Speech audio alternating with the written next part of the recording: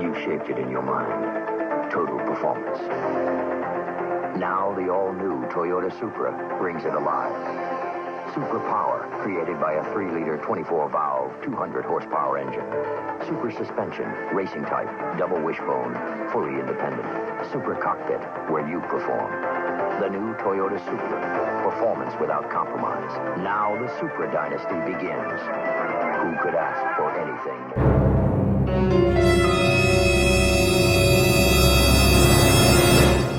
Yeah. So we're just going to pull this guy off, which you'll see there's a tab right here. And they break very easily. I'm going to try not to break it. But once you get this tab off, you've got 2 locking tabs back here. 1 and 2. So we're going to pull this guy off very carefully, hopefully without breaking it. And if it feels like it's going to break, I'm going to try a different technique, and hopefully, yeah, I got it. Just kind of roll the screwdriver here. And look, we got some extra blingy down here. We got some extra jewelry under here. That's kind of nice. So I'm going to leave those over there. Somebody must have put that back together without that. But you can see we have the ailing death little fusible link here that happens all the time with the Mark III when people are jumping them, hooking up battery cables backwards, what have you. So this guy is not supposed to pull right out like that, but that's kind of nice.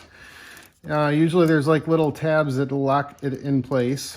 We're not going to worry about that because it really is a non-issue. It slides up in there, and then that lower cover we just pulled off kind of holds it in place because the wiring is so stiff. So we got this out. To replace the fusible link, you've got a 10 millimeter on either side.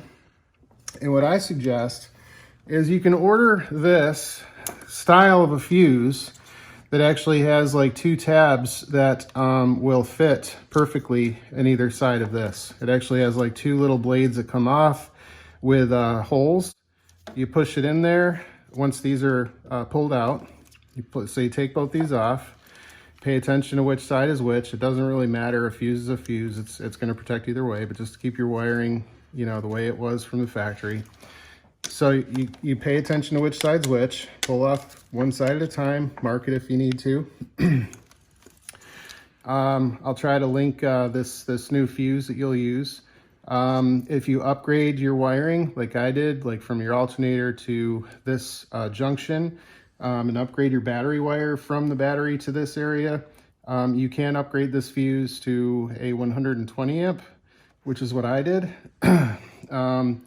This is basically the fuse that's used with your alternator. So if you upgrade your alternator, you probably want to upgrade this fuse. If you start popping 120 amp fuses, you might have to increase that fuse as well, or do a different kind of wiring connection. So let me put that back in there so we don't forget. We're also going to add a circuit in here for our fuel pump.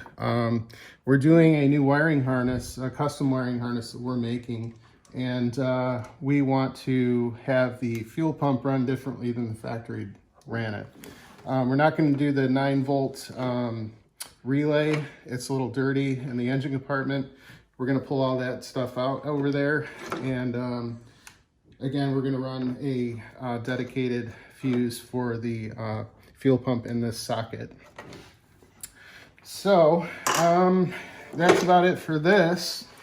This is one of the most asked questions in our forums, and you know, it's handy to know how to take that out. So just wanted to share that with you. Thank you for watching this video. If you enjoyed this video, please provide me a like, and also make sure to subscribe to this channel to view more similar content.